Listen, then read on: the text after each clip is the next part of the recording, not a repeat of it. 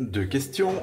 Quelle énergie plus ou moins il faut pour que je puisse produire mon café, c'est-à-dire du moment où je pose le café sur le feu jusqu'à ce qu'il se mette à bouillir. Donc quelle énergie pour que je puisse préparer mon café le matin. Et deuxième question, qui est de savoir quel est le débit de gaz de ma cuisinière à cette partie-ci. En sachant que je dois faire chauffer quelque chose comme 350 millilitres d'eau. Que le gaz que j'ai dans la bonbonne qui active ma gazinière, c'est du butane.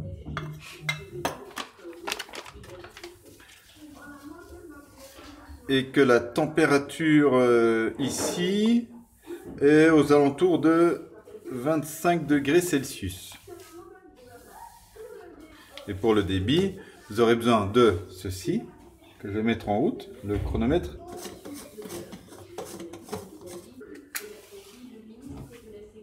Coordination.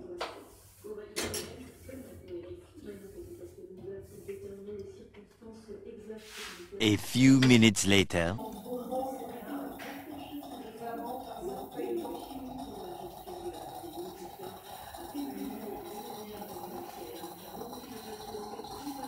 Voilà, hein. On peut dire en gros qu'on est à 7 minutes 51 secondes, parce que ce qui était nécessaire pour moi, c'était de savoir la quantité de chaleur que je devais fournir pour arriver à ébullition.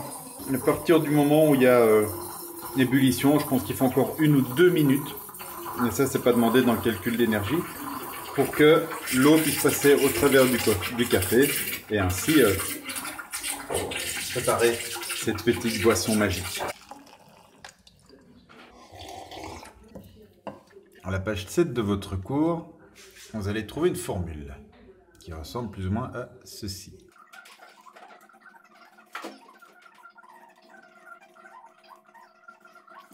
Ça,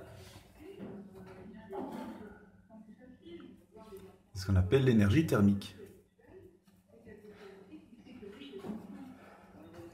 Dans le cas de mon café, c'est l'énergie qui a été dégagée pour chauffer mon café. Étant donné que je vous demande l'énergie qui a été dégagée pour chauffer mon café, étant donné que je vous demande l'énergie dégagée pour chauffer mon café, c'est-à-dire l'énergie qu'il a fallu pour la faire passer d'une température ambiante 25 degrés à 100 degrés Celsius, c'est cette formule-là que vous allez utiliser.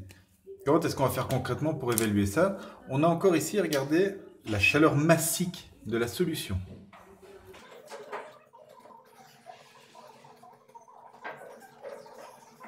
Dans ce cas-ci, c'est évidemment l'eau du robinet. Cette chaleur massique de la solution, c'est une constante. Et cette constante, en fait, elle est égale à 4,18 kJ par kilo et par degré Celsius. Qu'est-ce que ça veut dire? Vous allez voir. Ça veut dire que pour élever d'1 degré Celsius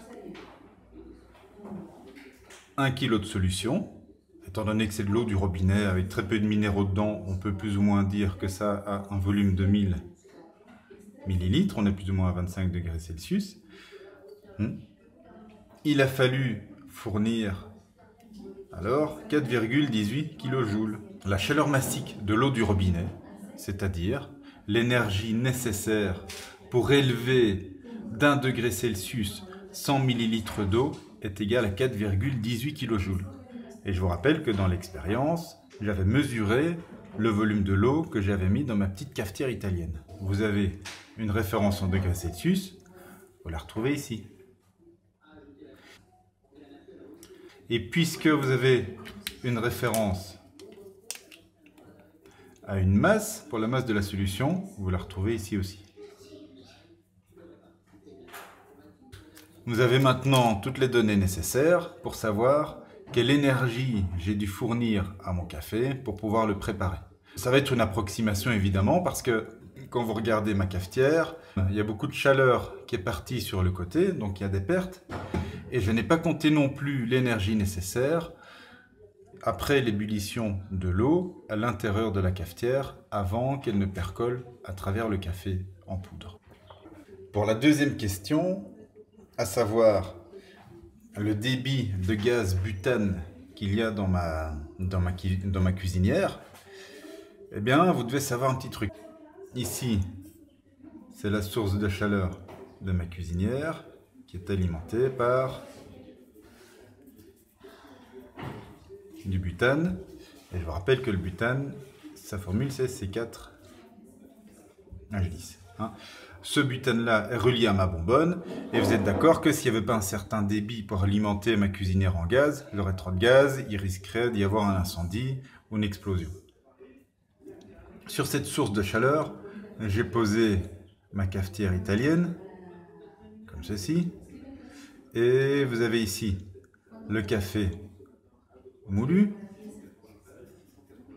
Vous avez ici l'eau que j'ai déposée ici à l'intérieur. Je vais la faire en bleu.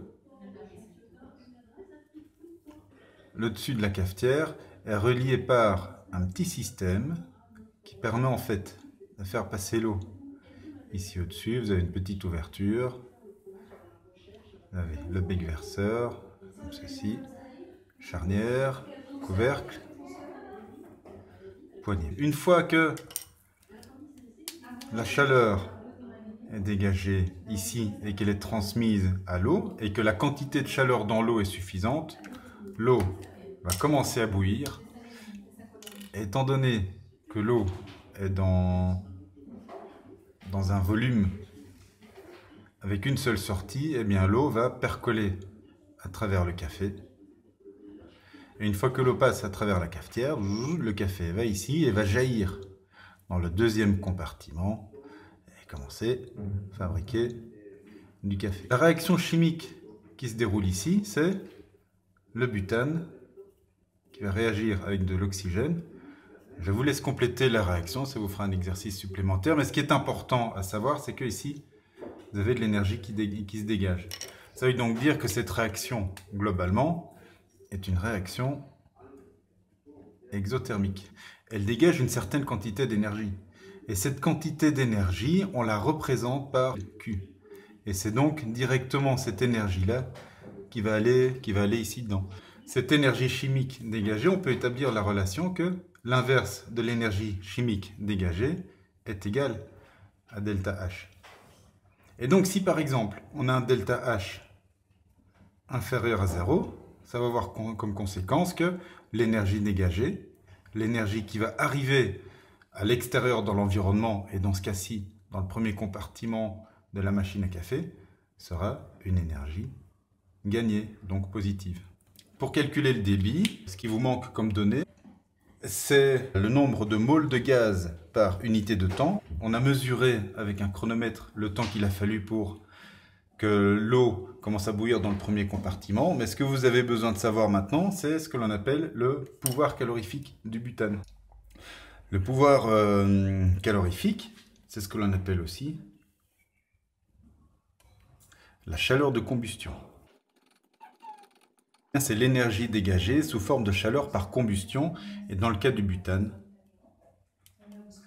le pouvoir calorifique est de 2800 kJ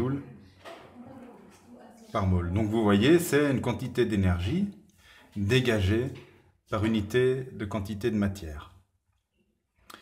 Et bien voilà les 5, vous avez de quoi vous amuser. J'attends pour la semaine prochaine sur le Classroom la résolution de ces deux problèmes. Je vous donne une série d'exercices d'abord avant pour vous exercer. Et donc j'attends la réponse aux deux questions, c'est-à-dire quelle est l'énergie que j'ai fournie ici pour faire bouillir l'eau qui était dans le premier compartiment de la machine à café. Et deuxième question, quel est le débit de ma cuisinière en gaz butane? Voilà, bon travail et à la semaine prochaine.